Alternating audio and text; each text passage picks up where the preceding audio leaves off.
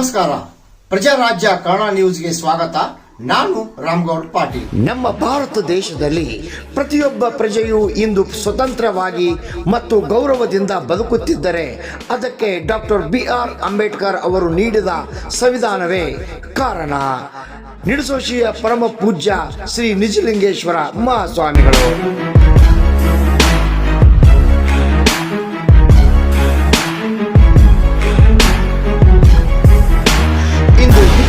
Court Basaveshwara ಸರ್ಕಲ್ದಲ್ಲಿಯ Ambedkar ಪುತ್ಥಳಿಯ ಆವರಣದಲ್ಲಿ 135ನೇ ಜಯಂತಿ ಕಾರ್ಯಕ್ರಮ ಅದ್ದೂರಿ ಸಡಗರ ಸಂಭ್ರಮದಿಂದ ಆಚರಿಸಲಾಯಿತು. ನಿಡಸೋಶಿಯ ಸಿದ್ಧ ಸಂಸ್ಥಾನ ಮಠದ ಉತ್ತರಾಧಿಕಾರಿ ಶ್ರೀ ನಿಜಲಿಂಗೇಶ್ವರ ಮಹಾಸ್ವಾಮಿಗಳು ಹಾಗೂ ತಾಲೂಕು ಆಡಳಿತ, ಸಮಾಜ ಕಲ್ಯಾಣ ಇಲಾಖೆ ಅಧಿಕಾರಿಗಳು ಹಾಗೂ ಗಣ್ಯರಿಂದ ಡಾಕ್ಟರ್ BR ಅಂಬೇಡ್ಕರ್ ಅವರ ಭಾವಚಿತ್ರಕ್ಕೆ ಪೂಜೆ ನೆರವೇರಿಸಿ ಜ್ಯೋತಿ ಪ್ರಜ್ವಲಿಸುವ ಮೂಲಕ ಕಾರ್ಯಕ್ರಮಕ್ಕೆ ಚಾಲನೆ.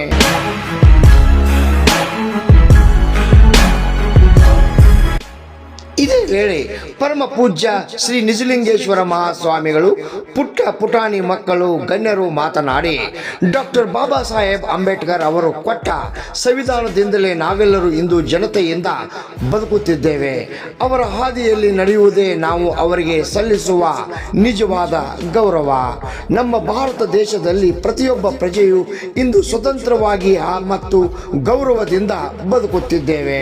ಸಂವಿಧಾನವು ನಮಗೆ ಹಕ್ಕುಗಳನ್ನು ಮಾತ್ರವಲ್ಲದೆ ಜವಾಬ್ದಾರಿಗಳನ್ನು ನೀಡಿದೆ. ಕೇವಲ ಹಬ್ಬ ಅಥವಾ ಜಯಂತಿಗಳನ್ನು ಆಚರಿಸುವುದಕ್ಕಿಂತ ಹೆಚ್ಚಾಗಿ ಅಂಬೇಡ್ಕರ್ ಅವರ ವಿಚಾರಧಾರೆಗಳನ್ನು ಓದಬೇಕು ಮತ್ತು ಜೀವನದಲ್ಲಿ ಅಳವಡಿಸಿಕೊಳ್ಳಬೇಕು. ಅಂದ ಸುದ್ದಿ ಬಿಟ್ಟು ವೈಜ್ಞಾನಿಕ ಮನೋಭಾವ ಬೆಳೆಸಿಕೊಳ್ಳಬೇಕು. ಜನಸಾಮಾನ್ಯರಿಗೆ ಸೇವೆ ಸಲ್ಲಿಸುವಾಗ ಸಂವಿಧಾನದ ಆಶಯದಂತೆ ಸಮಬಾಳು ಸಮಪಾಲು ಎಂಬ ತತ್ವದಡಿ ಎಲ್ಲರನ್ನೂ ಸಮಾನವಾಗಿ ಕಾಣಬೇಕು.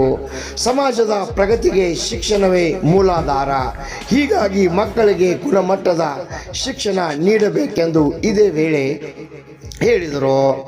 ಈ ಸಂದರ್ಭದಲ್ಲಿ ಸಮಾಜ ಕಲ್ಯಾಣ ಇಲಾಖೆ ಸಹಾಯಕ ನಿರ್ದೇಶಕ GB ಪಾವಟೆ ಎಲ್ಲರನ್ನೂ ಸ್ವಾಗತಿಸಿದರು. ಈ ಸಂದರ್ಭದಲ್ಲಿ ನಿಡಸೋಶಿಯ ಪರಮ ಪೂಜ್ಯ ಶ್ರೀ ನಿಜಲಿಂಗೇಶ್ವರ ಮಹಾಸ್ವಾಮಿಗಳ ದಿವ್ಯ ಸಾನ್ನಿಧ್ಯದಲ್ಲಿ ಜರುಗಿದ ಈ ಕಾರ್ಯಕ್ರಮ ಹುಕ್ಕೇರಿ ತಾಲೂಕಿನ ಎಲ್ಲ ಇಲಾಖೆ ಅಧಿಕಾರಿಗಳು ಹಾಗೂ ಹುಕ್ಕೇರಿ ಪಟ್ಟಣ ಹಾಗೂ ತಾಲೂಕಿನ ಎಲ್ಲ ಡಾಕ್ಟರ್ BR ಅಂಬೇಡ್ಕರ್ ಅವರ ಅಭಿಮಾನಿ ಬಳಗದವರು ಪಾಲ್ಗೊಂಡಿದ್ದರು. ರಾಮಗೌಡ ಪಾಟೀಲ್, ಪ್ರಜಾರಾಜ್ಯ ಕನ್ನಡ ನ್ಯೂಸ್, ಹುಕ್ಕೇರಿ. ನನ್ನ ಗೌರವಿಸಬೇಕಾದ್ರೆ, ನನ್ನ ಜಯಂತಿನ ಆಚರಣೆ ಮಾಡಬೇಕಾದ್ರೆ ನೀವು ನಾನು ಬರೆದಂತ ಪುಸ್ತಕಗಳನ್ನ, ನಾನು ಕೊಟ್ಟಂತ ಸಂವಿಧಾನಗಳನ್ನ ಓದಬೇಕು, ತಿಳ್ಕೋಬೇಕು, ಅವ್ರ ಅನುಷ್ಠಾನ ತಗೋಬೇಕು. ಅಂದ್ರೆ ನನಗೆ ನೀವು ಗೌರವ ಕೊಟ್ಟರೆ. ನೀವು ಇಲ್ಲದೆ ಹೋದ್ರೆ ಸರ್ಕಾರದಾಗ ಒಂದು ಮೂರ್ತಿ ಮಾಡೋದು, ಒಂದು ದೊಡ್ಡ ಬ್ಯಾನರ್ ಹಾಕೋದು, ಒಂದು ದೊಡ್ಡ ಭವನ ಕಟ್ಟೋದು, ಜೈಕ ಹಾಕಿ ನೀವು ಜವಾನರಾಗಿ ಊರ್ ಹೊರಗಿದ್ರೆ ನನಗೂ ಅವಮಾನ, ಸಂವಿಧಾನಕ್ಕೂ ಅವಮಾನ, ನಮ್ ಜನಕ್ಕೂ ಅವಮಾನ. ಅದು ದಯವಿಟ್ಟು ಅದು ಮಾಡಬೇಡ್ರಿ. ಅದು ಮಾಡೋದೇ ಇದ್ರೆ, ನನ್ನ ಜಯಂತಿ ಮಾಡೋದೇ ಇದ್ರೆ ಈ ಆಡಂಬರ ಬಿಡ್ರಿ, ಏನದು ಡೀಜೆ ಬಿಡ್ರಿ, ಕುಡಿಯೋದು ಬಿಡ್ರಿ, ಡ್ಯಾನ್ಸ್ ಮಾಡೋದು ಬಿಡ್ರಿ. ಒಂದು 3 ತಾಸು ಎಲ್ಲ ಕಡೆ ಕುತ್ಕೊಡ್ರಿ. Irrespective of caste and religion, ಜಾತ್ಯತೀತವಾಗಿ, ಧರ್ಮಾತೀತವಾಗಿ ದೇಶದ ಪ್ರಜೆಗಳಿಗೆ ಕೂಡ್ಕೊಡ್ರಿ. ಒಂದು 3 ಗಂಟೆ ಒಳ್ಳೆ ಪ್ರಜ್ಞಾವಂತರ ಕರೆಸಿ ಅಡವಳಿ ಹೊಡೆದಾಗ ಒಂದು 3 ತಾಸು ಈ ದೇಶದ ಸಂವಿಧಾನ ಅಂದ್ರೆ ಏನು, ಸಂವಿಧಾನ ಯಾಕೆ ಬರೆದ್ರು, ಯಾರಿಗೆ ಯಾಕೆ ಬರೆದ್ರು, ಅಲ್ಲಿ ಫಲಾನುಭವಿಗಳು ಯಾರು, ಇವ್ರು ಕೆಟ್ಟ ಮಂದಿ ಅನುಭವಿಸ್ತಾ ಇದ್ದಾರೆ, ಯಾರ್ಯಾರು ಬರ್ತಾ ಇದ್ದಾರೆ, ಅದೆಲ್ಲವನ್ನು ಸಮಗ್ರ ತಿಳ್ಕೊಂಡ್ರೆ ನನ್ನ ಶ್ರಮ ಸಾರ್ಥಕ. ನನ್ನ ಜಗನಲ್ಲಿ ಕೊಟ್ಟಂತ ಸಂದೇಶ ಇನ್ಮೇಲೆ ಅವ್ರು ಮುಂದೆ ಹೋಗ್ತಾರೆ ಅಂತ ಹೇಳಿ ವಿಚಾರ ಮಾಡಿ ಹೇಳಿದಾರ್ವಿನ ನಾವೇನ್ ಮಾಡಕತ್ತೀವಿ. 78 ವರ್ಷ ಆದ್ರೂ ಕೂಡ ಇನ್ನು ನಾವು ಪ್ರತಿ ವರ್ಷ ಸೆಪ್ಟೆಂಬರ್ 15 ಮತ್ತು ಪ್ರತಿ ಕಾರ್ಯಕ್ರಮದಾಗ ಬರೀ ಏನು ಈ ಯಾವುದು ಪ್ರಸ್ತಾವನೆ ಓದಿಸ್ತೀವಿ ನಾವು. ಇನ್ನು ಪ್ರಸ್ತಾವನೆ ನಾವು ಇನ್ನು ಒಳಗೆ ಹೋಗಿಲ್ಲ. ಮತ್ತೆ ಒಳಗೆ ಹೋಗಾರ ನೀವು, ಯಾಕಂದ್ರೆ ಹೇಳಿದ್ದೇವೆ ನಾವು ಜವಾನರು. ನಮ್ದು ಗೇಟ್ ಕಾಯೋದು, ಆಫೀಸ್ನಾಗ ಫೈಲ್ ಇಟ್ಟಿರೋದು, ಸಾಹೇಬ್ರಿಗೆ ಪೇಪರ್ ಕೊಡೋದು, ಸಾಹೇಬ್ರ ಮನೆಗೆ ಬಿಟ್ಟು ಬರೋದು, ಸಾಹೇಬ್ರ ಹೆಂಡ್ರಿಗೆ ಪ್ಯಾಟಿಂಗ್ ಕರ್ಕೊಂಡು ಹೋಗೋದು, ಸಾಹೇಬ್ರ ಮಕ್ಕಳು ಸಾಲಿ ಕರೋದು, ಇದರ ನಮ್ಮ ಉದ್ಯೋಗ. ಇದ್ರಾಗ ನಮ್ಮದು 22% ಸೇರೆ ಸಾಹೇಬ್ರ. 22% ಸೇರಿದ್ರೆ 22,000 ನೌಕರಸ್ಥ ಇಲ್ಲಿ ಕಸ ಹೊಡಿಯಾಕ, ಫೈಲ್ ಇಡಾಕ, ಅವ್ರ ಹೆಂಡತಿ ಮಕ್ಕಳು ಸೇವೆ ಮಾಡಾಕ ಅಂತ ಕ್ಲಾಸ್ ಬಂದಾಗ ನೋ ರೆಕಾರ್ಡ್, ಬೀದೊಳಗ ನೋ ರೆಕಾರ್ಡ್. ನಮ್ದು ಏನು ಓನ್ಲಿ ಸಿ ಅಂಡ್ ಲಿಸನ್. ನನಗೆ ಬೇಕು ಎಂಬ ಬಿಮಲ ಅವರ ಹಿತ ನುಡಿಯನ್ನು ಸ್ಮರಿಸಿಕೊಳ್ಳುತ್ತಾ ನನ್ನ ಭಾಷಣವನ್ನು ಪ್ರಾರಂಭಿಸುತ್ತಿದ್ದೇನೆ. ಗೆಳೆಯರೇ, ಇಂದು ಭೀಮರ ಅವರ ಜನ್ಮದಿನದ 135 ವರ್ಷಗಳ ಹಿಂದಿನ ಮಾತು. 1891 ಏಪ್ರಿಲ್ 14 ಮಧ್ಯಪ್ರದೇಶ ಮಾಹೋರ್ ಎಂಬಲ್ಲಿ ಈ ಮಹಾನ್ ವ್ಯಕ್ತಿಯ ಜನನವಾಯಿತು. ಇವರ ಕುಟುಂಬದವರು ಮೂಲತಃ ಮಹಾರಾಷ್ಟ್ರದಲ್ಲಿ ಮಹಾಜರ್ಗೆ ಸೇರಿದವರು. ಅಂದಿನ ಕಾಲದಲ್ಲಿ ಈ ಮಹಾನ್ ಜಾತಿಯಲ್ಲಿ ಹೆಚ್ಚಿನ ಜನರು ಬ್ರಿಟಿಷ್ ಸರಕಾರದ ಮಿಲಿಟರಿ ಸೇವೆಯಲ್ಲಿ ಇರುತ್ತಿದ್ದರು. ಭೀಮರ ಅವರ ತಾತ ಬ್ರಿಟಿಷ್ ಸೇನೆಯಲ್ಲಿ ಹವಾಲ್ದಾರಾಗಿ 19 ಪದಗಳನ್ನು ಪಡೆದಿದ್ದರು. ರಾಮಾಜಿ ಅವರ ಕೂಡ ಸೈನ್ಯದಲ್ಲಿ ಸುಬೇದಾರರಾಗಿದ್ದರು. ಇವರನ್ನು ಗಮನಿಸಿದಾಗ ದೇಶಕಾರಿ ಗುಣ ಅವರ ರಕ್ತಲ್ಲೇ ಇತ್ತು ಎಂಬುದು ಮನವರಿಕೆಯಾಗುತ್ತದೆ. ಭೀಮರ ಅವರ ಅಡ್ಡ ಹೆಸರಾದ ಅಂಬೆ ವಾಡೇಕರ್ ಎಂಬುದನ್ನು ಗುರುಗಳು ತಮ್ಮ ಅಡ್ಡ ಹೆಸರಾದ ಅಂಬೇಡ್ಕರ್ ಎಂದು ಬದಲಿಸುತ್ತಾರೆ. ಅಂದಿನಿಂದ ಭೀಮರಾವ್ ಅಂಬೇಡ್ಕರ್ ಆದರು.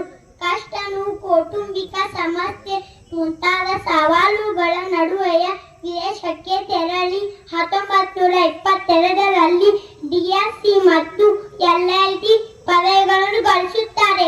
ಭಾರತಕ್ಕೆ ಮರಳಿ ಬಂದು ವಕೀಲ ವೃತ್ತಿಯನ್ನು ಆರಂಭಿಸುತ್ತಿದ್ದಾರೆ. ಮುಂದೆ 1946ರಲ್ಲಿ ಬಂಗಾಳ ಪ್ರಾಂತ್ಯದಿಂದ ಸಂವಿಧಾನದ ರಚನಾ ಸಭೆಗೆ ಆಯ್ಕೆಯಾಗುತ್ತಾರೆ.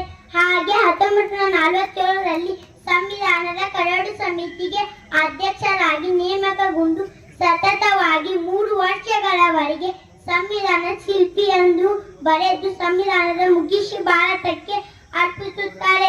ಸಂವಿಧಾನ ಶಿಲ್ಪಿ ಎಂದು ಕರೆಯಲಾಗುತ್ತದೆ.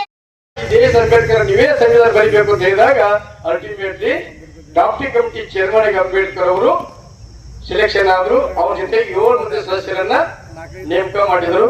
ಆ 7 ಮಂದಿಗೆ ಒಬ್ಬರು ಸರ್ವಿಸ್ಗೋಸ್ಕರ ಹೊರಗೋದ್ರು, ಇಬ್ಬರು ಡೆಲ್ಲಿಯಿಂದ ಹೊರಗಡೆ ಫಾರಿನ್ಗೆ ಹೋದ್ರು, ಇಬ್ಬರದ್ದು ಆರೋಗ್ಯ ಕೇಳಿತು, ಒಬ್ರು ಮನೆ ಬಿಟ್ಟು ಹೊರಗ ಬರ್ಲಿಲ್ಲ.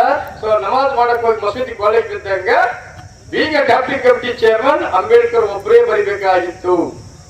ಇದು 4ನೇ. ಸೊ ಅನಿವಾರ್ಯ ಬರ್ಲೇಬೇಕಾಯ್ತು.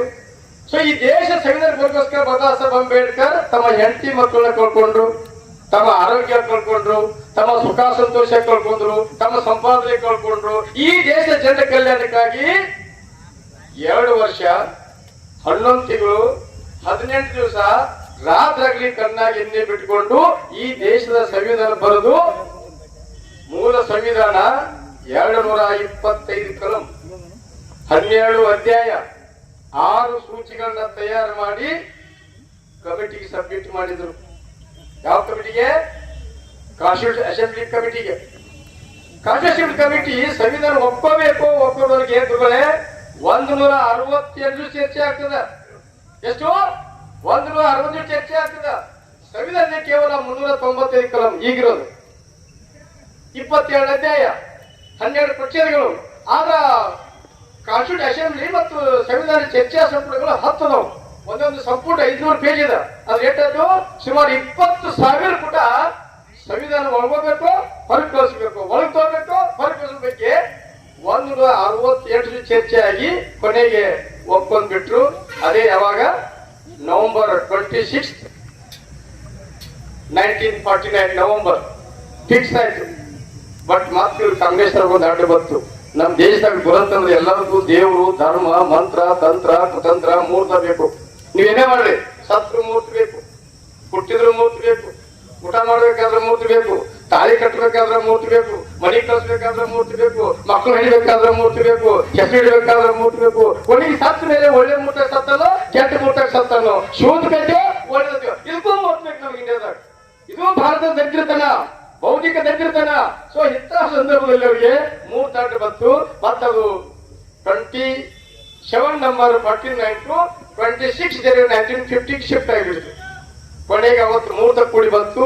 ಅವತ್ತದು ಸಮರ್ಪಣೆ ಆಯ್ತು. ಇದು 5ನೇ ಅಂತ. ಇಲ್ಲಿಗಿದು ಸಂವಿಧಾನದ ಇತಿಹಾಸ ಮುಗಿತು. ಇನ್ನು ಅಚ್ಚುಕಟ್ಟಾಗಿ ನಿರ್ವಹಿಸಿ ಸಂವಿಧಾನ ಬರೆಯುವಲ್ಲಿ ಯಶಸ್ವಿಯಾಗಿ ಭಾರತ ರತ್ನ ಸಂವಿಧಾನ ಶಿಲ್ಪಿಯಾಗಿ ಅಮರರಾದವರು. ಬಂಧುಗಳೇ, ಅಂಬೇಡ್ಕರ್ ಅವರ 4 ಜನ ಮಕ್ಕಳು ಸತ್ರು. ಆದ್ರೆ ಅಂಬೇಡ್ಕರ್ ಅವರು 4 ಜನ ಮಕ್ಕಳ ಬಗ್ಗೆ ಯೋಚನೆ ಮಾಡ್ಲಿಲ್ಲ. ಅವರ ತಲೆಯಲ್ಲಿ ಯಾವಾಗ್ಲೂ ನನ್ನ ಶೋಷಿತ ಜನರ ಬಗ್ಗೆ ಹಾಗೂ ತಮ್ಮ ದೇಶದ ಬಗ್ಗೆ ಯೋಚನೆ ಇತ್ತು ಹೊರತಾಗಿ ತಮ್ಮ 4 ಜನ ಮಕ್ಕಳು ಸತ್ರು ಆ ಮಕ್ಕಳಿಗಾಗಿ ಯಾವತ್ತು ಕಣ್ಣೀರ್ ಹಾಕ್ಲಿಲ್ರಿ ಬಂಧುಗಳೇ. ಯಾಕಂದ್ರೆ ಈ ದೇಶದಲ್ಲಿರೋ ಮಕ್ಕಳೆಲ್ಲ ನನ್ ಮಕ್ಕಳಂತ ತಿಳಿದುಕೊಂಡವ್ರವ್ರು. ಬಂಧುಗಳೇ, ಅಂಬೇಡ್ಕರ್ ಅವರು ತಮ್ಮ ಊರ್ ಬಿಟ್ಟು ಬೇರೆ ಊರ್ನಲ್ಲಿ ನಾನ್ ದಲಿತ ಅಂತ ಗೊತ್ತಾಗ್ಬಾರ್ದಂತ ಮನೆ ಬಾಡಿಗೆ ಮಾಡಿದಾಗ ಕೆಲವು ದಿನಗಳ ನಂತರ ಆ ಮನೆಯ ಮಾಲೀಕನಿಗೆ ಗೊತ್ತಾಗಿ ಆ ದಿವಸ ಧಾರಾಧಾರವಾಗಿ ಸುರಿಯುತ್ತಿರುವ ಮಳೆಯಲ್ಲಿ ತನ್ನ ಮನೆಯಲ್ಲಿ ಕೀಳು ಜಾತಿಯನ್ನು ಬಾಡಿಗೆ ಇದ್ದಾನಲ್ಲ ಎಂದು ಆ ಅಂಬೇಡ್ಕರ್ ಅವರಿಗೆ ಹೇಳದೆ ಅವರ ವಸ್ತುಗಳನ್ನೆಲ್ಲ ಹೊರಗೆ ಎಸೆತೊಡಗಿದ.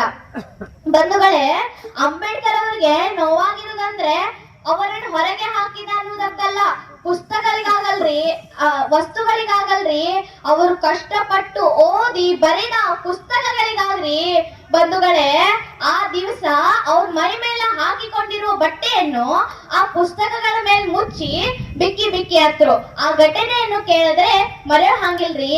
ಬಂಧುಗಳೇ, ಅಂಬೇಡ್ಕರ್ ಅವರು ಕೋಟ್ ಯಾಕೆ ಹಾಕೊಳ್ತಿದ್ರು ಗೊತ್ತೇನ್ರಿ? ಅಂಬೇಡ್ಕರ್ ಅವರು ಕೋಟ್ ಶೋಕಿಗ ಹಾಕೊಳ್ತಿರ್ಲಿಲ್ರಿ. ಅಂಬೇಡ್ಕರ್ ಅವರು ನನ್ನಂತ ಶೋಷಿತ ಜನರು, ಎಲ್ಲ ಶೋಷಿತ ಜನರು ನನ್ನ ಹಾಗೆ ಸಿಸ್ಟಮೆಟಿಕ್ ಆಗಿರ್ಬೇಕಂತ ಕೋಟ್ ಹಾಕೊಳ್ತಿದ್ರು.